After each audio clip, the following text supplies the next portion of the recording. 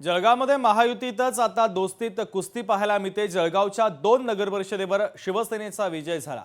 भाजपला पाचोरा आणि भडगावच्या जनतेने जागा दाखवली। आमदार किशोर पाटलांनी कडाडून टीका केली आहे। आपल्या सोबत आमदार किशोर पाटील आहेत। आपण थेट त्यांच्याशी संवाद साधूया। आपासाहेब काय सांगणार या ठिकाणी पाचोरा आणि भडगाव मतदारसंघावर नगर परिषदेवरती आपला भगवा झेंडा फडकलाय। पाचोरा आणि भडगाव शहरातल्या दोघेही मतदार बांधवांचे भगिनींचे मनापासून पहिल्यांदा आभार मानतो, त्यांना धन्यवाद देतो की त्यांनी इतक्या मोठ्या संघर्षाच्या काळामध्ये कोणाच्याही दडपशाहीला, हुकुमशाहीला, पैशांच्या आमिषाला बळी न पडता एक विकासाच्या पाठीशी खंबीरपणे साथ देत दोघेही नगरपालिकांमध्ये शिवसेनेचा भगवा झेंडा फडकवला। त्याबद्दल दोघेही शहरातल्या तमाम जनतेचे मी आभार मानतो। जिल्हा परिषदेमध्ये काय युती राहणार पाचोरा भडगाव मध्ये? पाचोरा भडगाव मध्ये युती राहणार नाही हे मी ऑलरेडी महिन्याभरापूर्वी जाहीर केलंय। 1 नोव्हेंबरला मी पाचोरा आणि भडगाव मतदारसंघातल्या 100% स्थानिक स्वराज्य संस्थांमध्ये शिवसेना ही स्वतंत्र बळावर लढेल असं मी जाहीर केलंय। त्या वक्तव्याशी मी आजही सहमत आहे। भडगाव पाचोरामध्ये अनेक विकासाची कामं घेऊन आता पुन्हा त्या विकासाची गंगा या ठिकाणी पाहायला मिळणार असल्याचं मत देखील किशोरप्पांनी या ठिकाणी व्यक्त केलेलं आहे।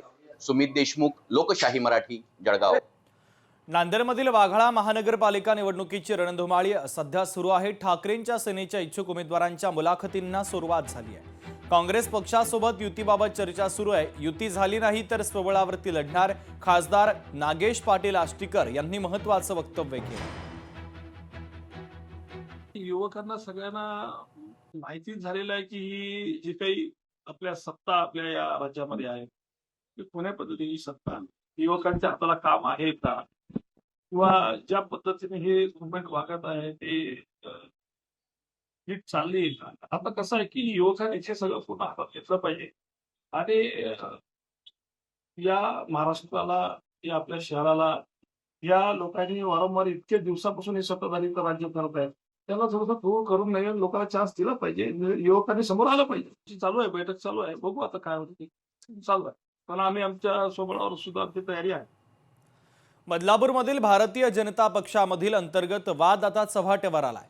भाजप शिक्षक आमदाराचा भाजपच्याच नेत्यांवर आरोप आहे। मला कोणत्याही कार्यक्रमाला बोलावलं जात नाही, मुख्यमंत्र्यांच्या सभेचं साधं निमंत्रण सुद्धा दिलं नाही।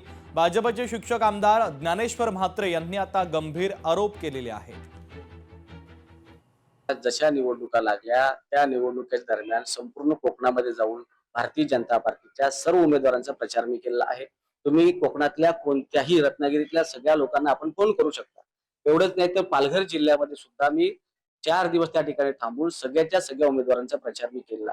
तिथेही तुम्ही विचारू शकता। बदलापुरामध्ये कोणत्याही सभेला मला आमंत्रित केलेलं नव्हतं। अंबरनाथमध्ये सुद्धा मला कुठलंही काही आमंत्रण दिलेलं नव्हतं। मी माझ्या दुसऱ्या कामानिमित्त एखाद्या शिक्षकाशी बोलत असतो, लोक माझ्याकडे येत असतात। या निमित्ताने या इलेक्शनच्या दरम्यान अनेक लोक मला भेटायला, याचा अर्थ असा थोडा आहे की मी त्यांना असं करा तसं करा सांगितलं, असं नाही। या चुकीचा आरोप आहे। लोकशाही मराठी ऐका, पहा, जागरूक रहा।